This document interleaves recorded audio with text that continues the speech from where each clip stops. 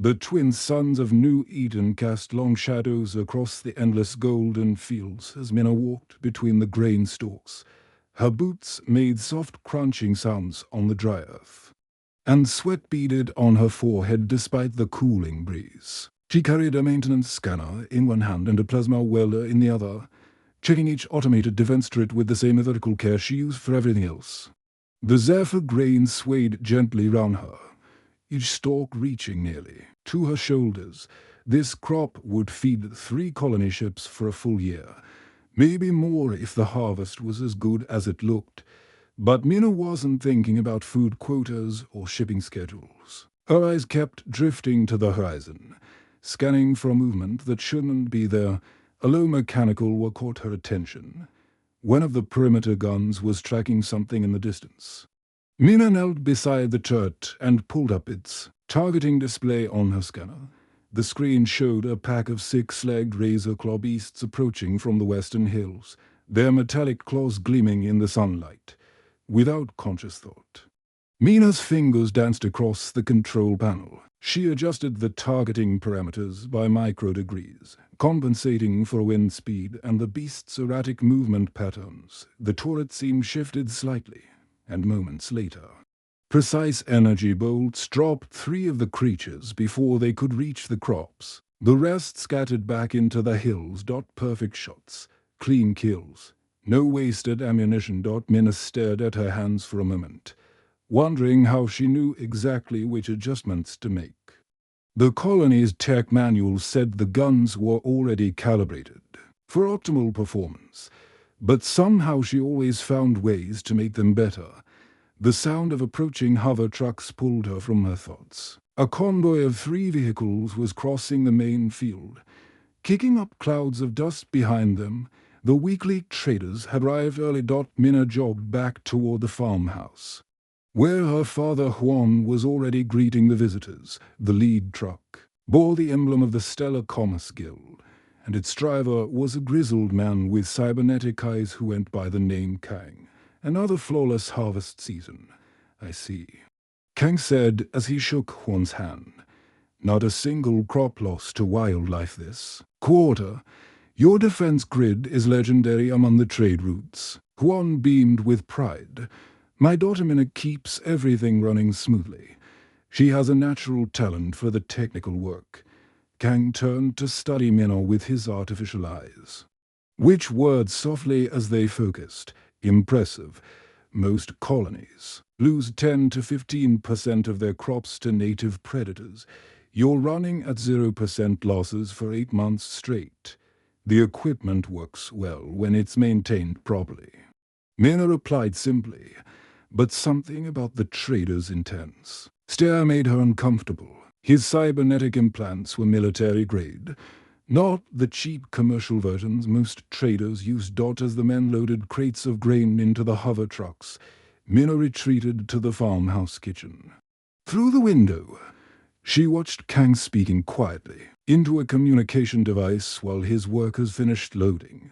His body language suggested he wasn't discussing grain prices. The traders departed an hour later, their trucks disappearing into the afternoon haze. Juan counted the payment credits on his tablet, humming contentedly to himself. It had been a good day for business, but Mina couldn't shake her unease. She climbed to the roof of the grain silo, where she kept a high-powered surveying scope for checking distant fields.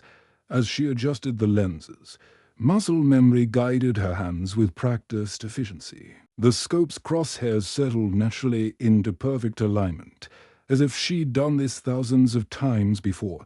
She swept the scope across the star-filled sky above the horizon.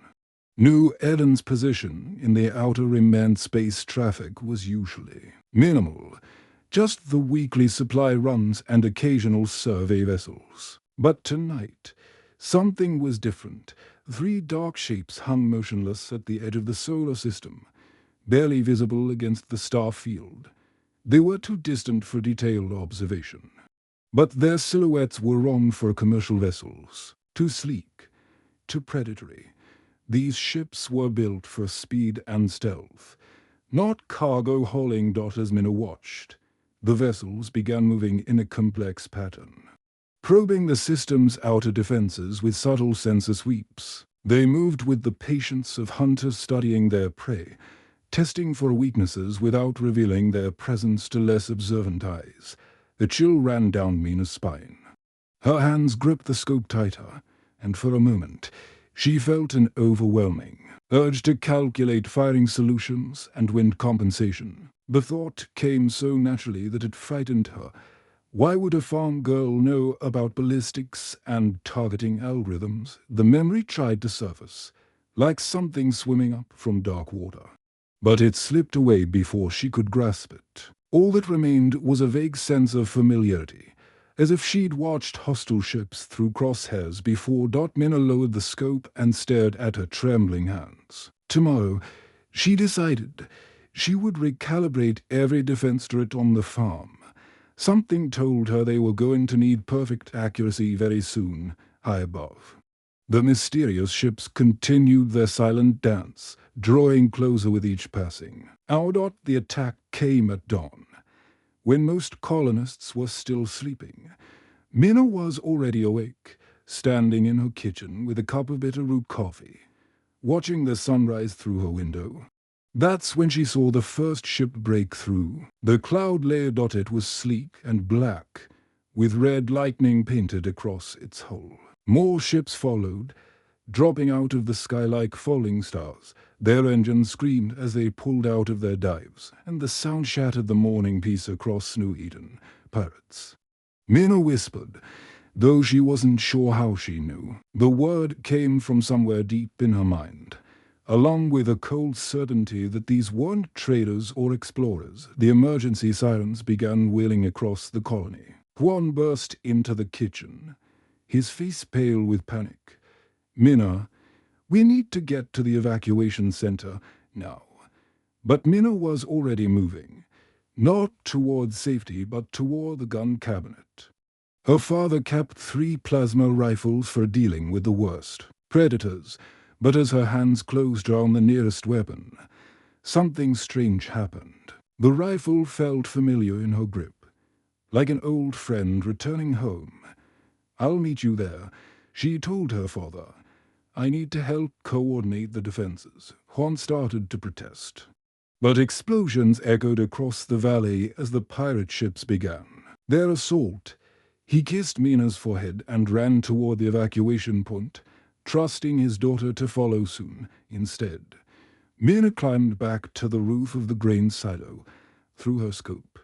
She could see the pirate ships landing in the central plaza. Armored figures were pouring out of their holds, carrying energy weapons and wearing the skull-faced helmets of the Red Storm pirates. She'd heard stories about the Red Storm on the trade networks. They were ruthless raiders who swept through the outer colonies, taking everything of value and leaving nothing but ashes behind. Their leader was a man called Captain Tai, a former military officer who'd turned to piracy after the Galactic War ended. But as Mina watched the pirates spreading out across the colony, she felt something cold and calculating rise inside her. These weren't just raiders to her. They were targets. The first scout team moved toward the eastern farms, 3 pirates in light armor carrying scan equipment. They were probably looking for valuable tech or hidden weapons caches. Mina tracked them through her scope, her breathing naturally falling into a steady rhythm. The lead pirate stopped to examine one of her defense turrets. He was exactly 800 meters away, with a slight crosswind from the northwest. Mina's finger found the rifle's trigger as calculations flowed through her mind without conscious thought. Wind speed, bullet drop, target movement, atmospheric pressure. Her scope's crosshairs settled on the pirate's chest with mathematical precision. She squeezed the trigger. The plasma bolt crossed the distance in less than a second. The pirate dropped without a sound, his scanner clattering to the ground. His 2 companions spun round, searching for the source of the shot. But Mina was already tracking the second target. Another squeeze, another perfect hit. The third pirate dove for cover behind a grain harvester. But Mina was already calculating the ricochet angle. Her shot bounced off the machine's metal housing and found its mark. 3 shots, 3 kills, from a distance that should have been impossible for a farm girl with basic equipment. Mina stared at the rifle in her hands, her heart pounding. How had she made those shots? The calculations had come to her as naturally as breathing, but she couldn't remember learning them. It was as if someone else had been controlling her hands. More scout teams were moving across the colony, but now they were being more careful. Word was spreading that someone was picking off their advance units. Through her scope, Mina could see pirates pointing toward the grain silo, trying to figure out where the shots were coming from. She relocated to the water tower, then to the communications ray, then to the old mining platform on the hill. Each time, she found new targets. Each time, her shots were perfect. The pirates began moving in larger groups, using buildings for cover. But it didn't matter. Mina seemed to know exactly where they would be before they got there. In the pirate command ship, Captain Tai was growing furious. He was a tall man with cybernetic implants covering half his face, souvenirs from his military days.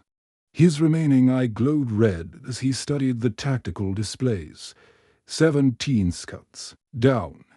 His lieutenant reported, all headshots from extreme range. Whoever's doing this is military trained. Impossible. Tai snarled. Intelligence said this was just a farming colony. No military presence. No serious defenses. Maybe they were wrong. Tai's mechanical hand clenched into a fist. Find this shooter and eliminate them. I don't care if you have to burn down every building in the colony. Meanwhile, Mina was experiencing something that frightened her more than the pirates. Every time she looked through her scope, fragments of memory tried to surface. The weight of a different rifle, heavier and more sophisticated than anything a farmer should own. The acrid smell of spent ammunition filling her nostrils. The grim satisfaction of watching a target fall. But whenever she tried to grasp these memories, they slipped away like smoke. Her mind felt empty in places where important things should be. It was as if someone had carefully cut out pieces of her past, leaving only echoes behind. She knew things she shouldn't know. Combat tactics, weapon maintenance, the psychology of fear in enemy units. But she couldn't remember learning any of it. Something had been taken from her. Something crucial. And now, as the Red Storm pirates pressed their attack deeper into the colony, that missing piece of herself was trying to claw its way back to the surface. The screaming started at the outer farms just after midday. Through her scope, Mina could see smoke rising from the John family's compound 3 kilometers away. Orange flames licked at their grain silos while dark figures moved between the buildings. The Red Storm pirates had stopped being careful about casualties. Mina's hands shook as she watched a small figure running between the burning structures. It looked like Little Day, the John family's 8-year-old son who always waved at her when the school transport passed her. She could see pirates chasing him, their energy weapons charging with deadly blue light. That's when something inside her mind finally snapped. The careful mental barriers that had held her memories in check crumbled like a dam breaking. Images flooded through her consciousness with overwhelming force. A different name, a different life, a different person entirely. Mina dropped her makeshift rifle and stumbled back from the scope. Her vision blurred as foreign memories crashed into her awareness. She saw herself in military fatigues, carrying weapons that could punch through starship armor. She remembered the taste of combat rations and the weight of tactical gear, most clearly of all. She remembered the satisfaction of impossible shots, finding their targets across impossible distances. But these weren't her memories. Were they? Fighting against the disorientation. Mina made her way down from the water tower and ran toward her farmhouse. Her legs felt unsteady. as if she was learning to walk in someone else's body. The peaceful home she'd known for 5 years suddenly looked different, like a stage set she was seeing from behind the curtains for the first time. In the main room, she dropped to her knees beside the heavy wooden chest that served as a coffee table. Her fingers found a hidden pressure plate she shouldn't have known existed. A section of the floorboard lifted away, revealing a space beneath that had been sealed with military-grade preservation foam.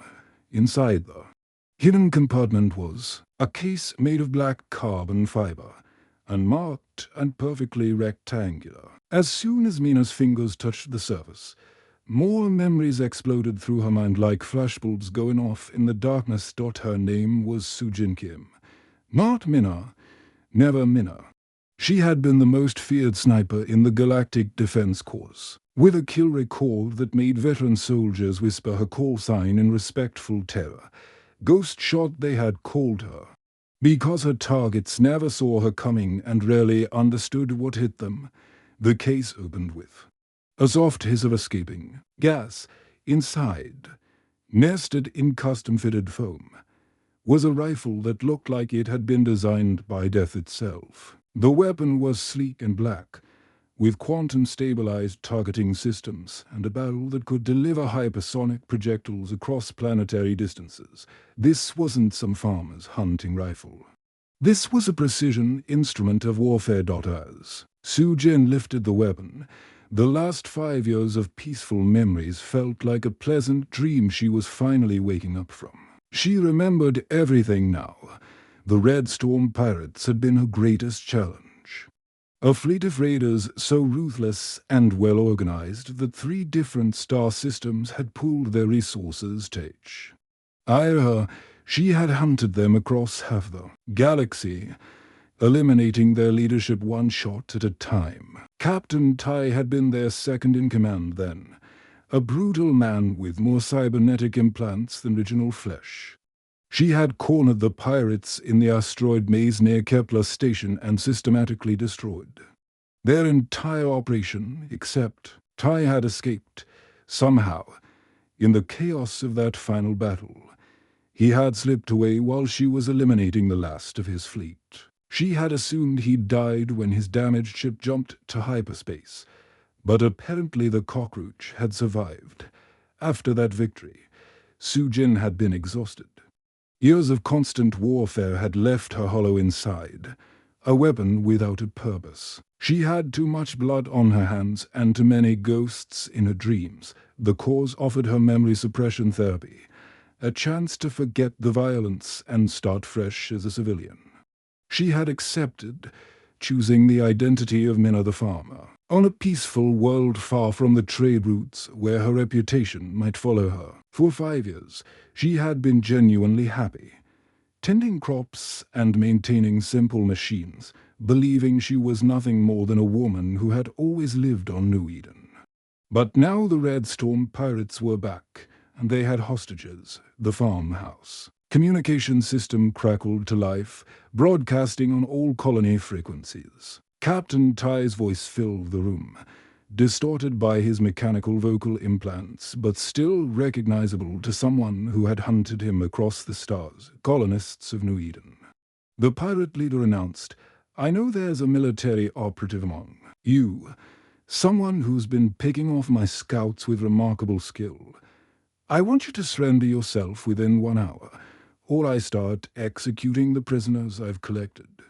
A video feed accompanied the transmission. Sujin could see a dozen colonists, kneeling in the central plaza, their hands bound behind their backs. Pirates stood behind them with energy weapons pressed to their necks. Among the hostages was Little Day, tears streaming down his face as he looked directly into the camera. "I have families here," Tai continued, "children, elders, people who've never hurt anyone. Their blood will be on your hands if you don't show yourself. You have 1 hour." The transmission ended, leaving only static and the distant sound of burning buildings. Sudashjan stood in her farmhouse. No longer Mina the peaceful farmer, but not quite ready to become the ghost shot again. the rifle, felt perfectly balanced in her hands, its quantum targeting system automatically sensing with her cybernetic implants, implants she had forgotten she possessed until this moment. She looked round at the simple home where she had been genuinely happy for 5 years, at the kitchen where she had learned to cook actual food instead of surviving on military rations, at the books she had read to educate herself about agriculture and peaceful living, at the photographs of neighbors who had become friends without ever knowing her true nature. Some responsibilities, she realized, could never be truly buried. They just waited in the darkness until the world needed them again. Sujin checked her rifle's charge level and began loading specialized ammunition designed to penetrate military-grade armor. Captain Tai wanted the ghost shot to reveal herself. He was about to get his wish.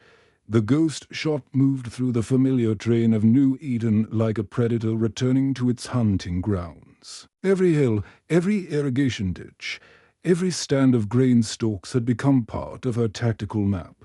She knew which routes offered the best concealment, which vantage points provided optimal firing angles, and how to use the planet's twin suns to blind her enemies at precisely the right moments.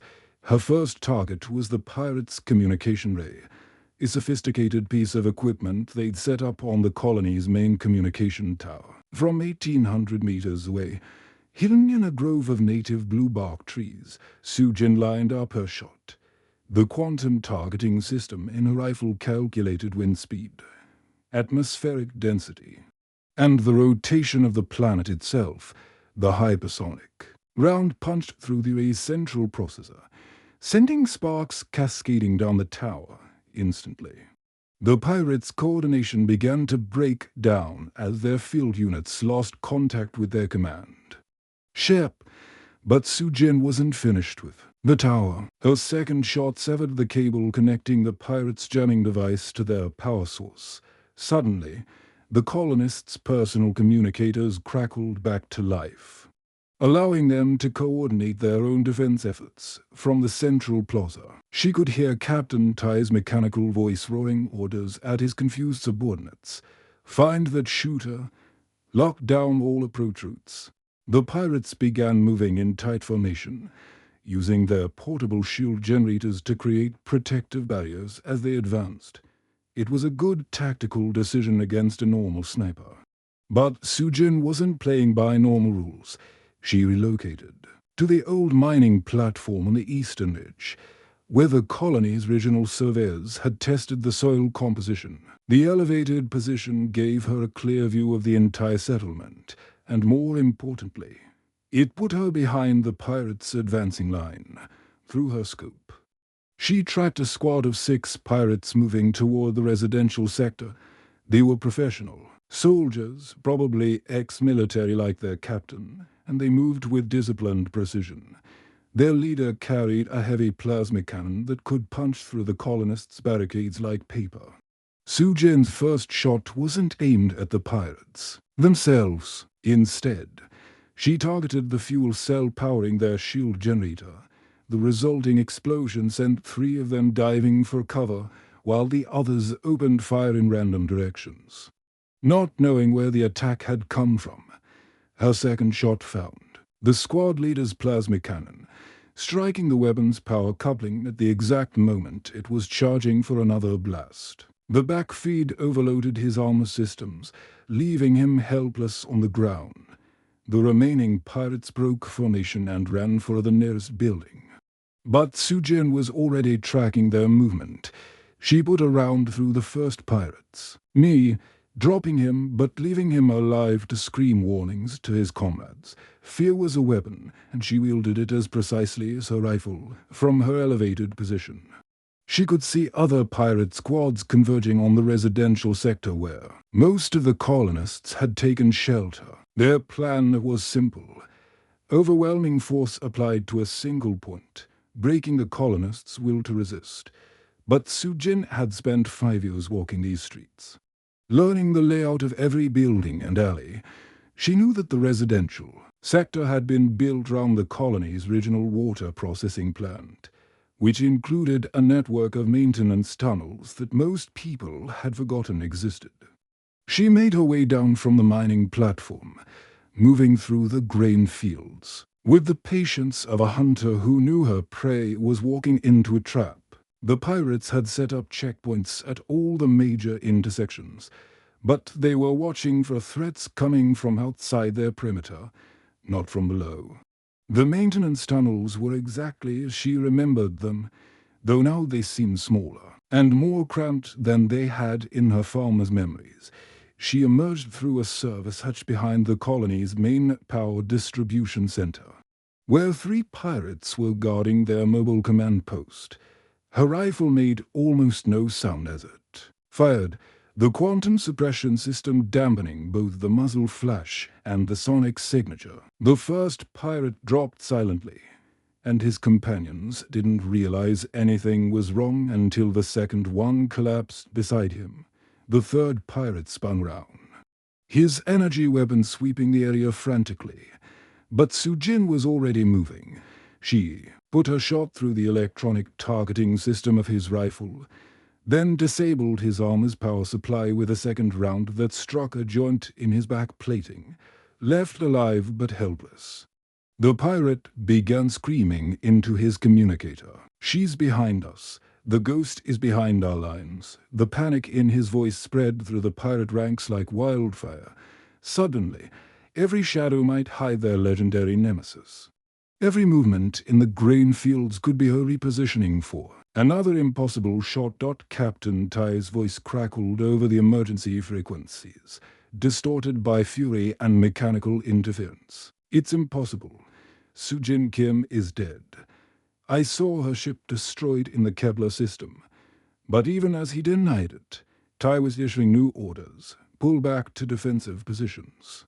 Activate the orbital bombardment systems. If she wants to play ghost, we'll turn this whole colony into a graveyard." From her position near the power center, Sujin could see the pirates' main assault ship powering up its weapons ray. The massive vessel hung in the sky like a mechanical thundercloud, its gun ports glowing with charging energy. If Ty followed through on his threat, he would kill every living thing on New Eden, including his own hostages. That's when she noticed something that made her smile for the first time since her memories had returned: the ship's primary weapons. Controller was mounted on an external hardpoint, probably to prevent feedback from damaging the ship's internal systems.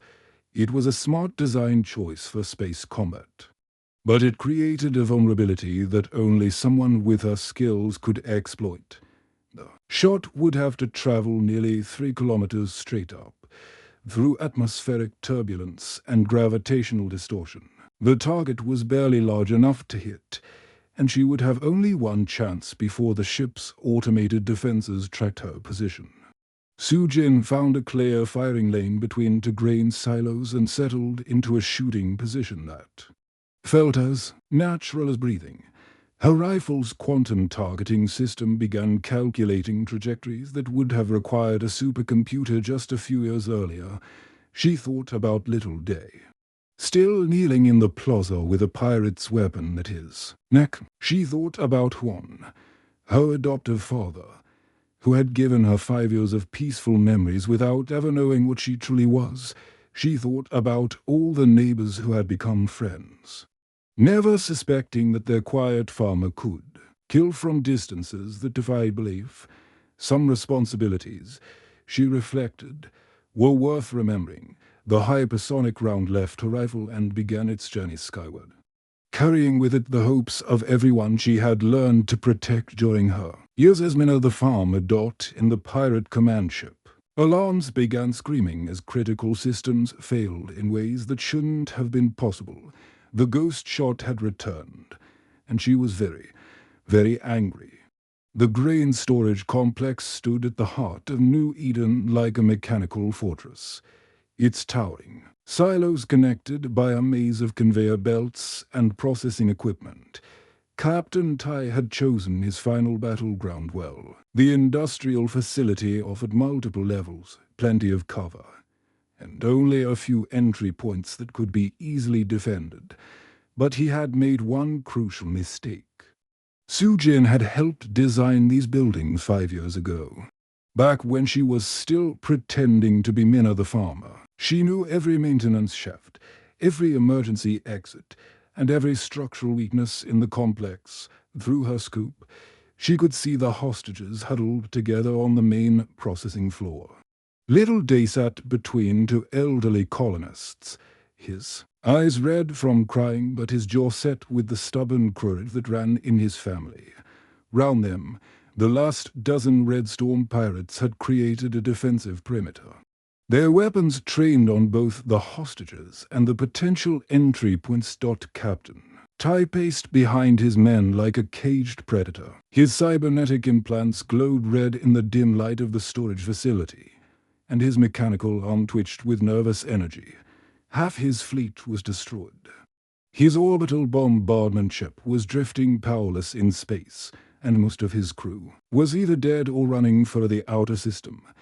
But he still had the hostages, and he knew that gave him leverage against someone who had spent 5 years learning to care about these people. Sujin made her way to the maintenance access she remembered from the facility's construction. The entrance was hidden behind a false panel in the storage complex's foundation, designed to allow repair crews to reach the underground power systems without interfering with grain operations. As she crawled through the narrow tunnel, her tactical implants automatically mapped the facility's interior layout. Heat signatures showed her exactly where each pirate was positioned, while acoustic sensors picked up their whispered conversations and radio chatter. "She's got to come through the main entrance." One pirate was saying, "These industrial facilities only have a few ways in. Don't underestimate her."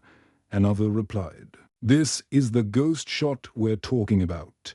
She killed half our fleet single-handed."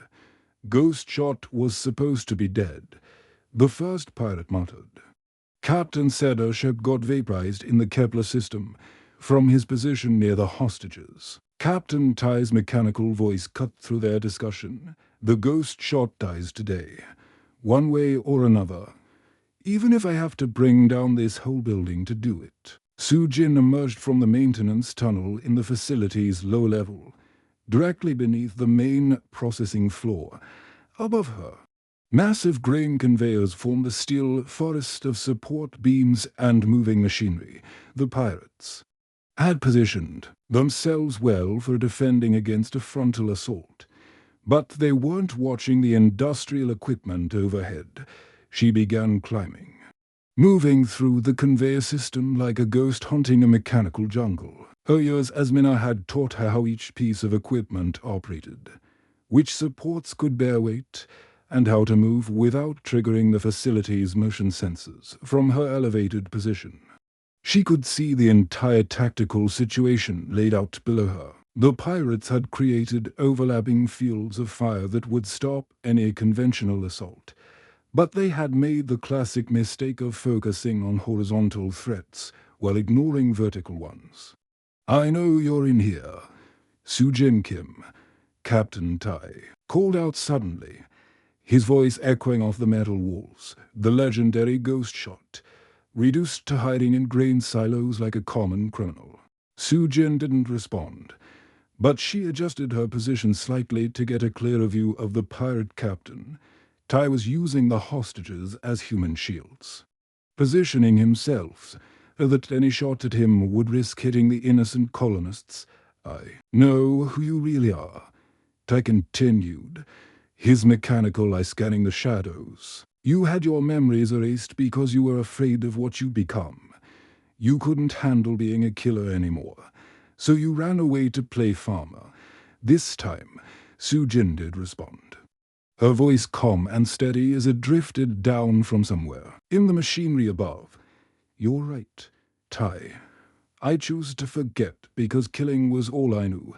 But some people choose to become monsters so others can stay innocent. The pirates began firing wildly at the sound of her voice, their energy bolts striking conveyor belts and grain processors but finding no target. Sparks cascaded from damaged equipment as they wasted ammunition on shadows and echoes. "You can't hide up there forever," Ty roared. "Come down and face me, or I start executing hostages." "You're not going to kill anyone else," Sujin replied, and suddenly she was moving. The first shot came from directly above the eastern perimeter, striking a massive grain hopper support cable. The heavy container swung down like a wrecking ball, scattering 3 pirates and creating a gap in their defensive line. Before they could react, Sujin was already repositioning. Her second shot ricocheted off a steel beam, changed direction at precisely the calculated angle, and struck a pirate's weapon just as he was bringing it to bear on the hostages. The pirates realized they were facing something beyond their understanding. This wasn't just marksmanship. It was physics and engineering turned into weapons of war. Every shot was calculated not just for accuracy, but for maximum psychological impact. Sujin dropped from the conveyor system onto a loading platform, her rifle tracking multiple targets simultaneously. The quantum targeting system in her weapon painted threat assessments directly onto her cybernetic vision, showing her exactly which pirates posed the greatest danger to the hostages. Her next 3 shots came so quickly they sounded like a single burst. The first disabled a pirate's armor systems, the second destroyed his weapon's power cell, and the third put him down permanently. She was already moving before his body hit the floor, using the facility's machinery to block return fire. Impossible. Shots. One of the remaining pirates screamed. "She's making impossible shots." But they weren't impossible, just improbable. Sujin was using every surface in the facility as a potential ricochet point, turning the grain storage complex into a 3-dimensional billiard table where every angle could be calculated and explored. Captain Ty grabbed Little Day and pressed his sidearm against the boy's head. "Enough games. Ghost, show yourself or the child dies." That's when Sujin made her final play. She had noticed that the facility's main grain chute was positioned directly above Ty's location, held in place by a single hydraulic support. If she could time it perfectly, her shot struck the hydraulic cylinder at the exact moment Ty shifted his weight to threaten Day. The massive chute came crashing down, but not directly on top of them. Instead, it created a barrier between the pirate captain and his remaining men, isolating him from any support. Sujin dropped from her elevated position and landed directly in front of Captain Tai. Her rifle was trained on his head, and for the first time in years, she felt the old cold certainty of a perfect killing shot. "Let the boy go," she said quietly. Ty's cybernetic eye would as it focused on her face. The famous ghost shot. Back from the dead. "Did you enjoy playing farmer? Did you like pretending to be normal?" "I wasn't pretending," Sujin replied. "Minna was real. She was the best part of me, and you're threatening her family." The final exchange lasted less than 2 seconds. Tai tried to use Day as a shield while bringing his weapon to bear. But Sujin had already calculated every possible angle. Her shot passed within millimeters of the boy's ear and found its target with mathematical precision. When the smoke cleared, Captain Tai and his Red Storm pirates were finished forever. Sujin knelt beside Day, checking him for injuries while the other hostages began to realize they were safe. The boy looked up at her with wide eyes, seeing someone who was both familiar and completely strange. "Miss Minna," he whispered. "Are you really Miss Minna?" She smiled, and for a moment, she was both people at once. "I'm still your neighbor, Day. I'm still the person who waves when your school transport goes by. I just remembered some other things about myself too, outside." The surviving pirates were fleeing toward their remaining ships, abandoning their wounded and their equipment in their haste to escape. The Red Storm would never threaten another colony. Sujin stood among the grain silos. No longer just a simple farmer, but not quite the cold killer she once was. She had chosen to remember both sides of herself, Ghost Shot's skills and Mina's compassion. The memories of violence would always be with her now, but so would the memories of 5 peaceful years spent learning to care for growing things instead of destroying them. She walked back toward her fields, where the Zephyr grain was almost ready for harvest. There was work to be done, and for the first time since her memories had returned, she was finally at peace with who she truly was. The harvest could continue. The end.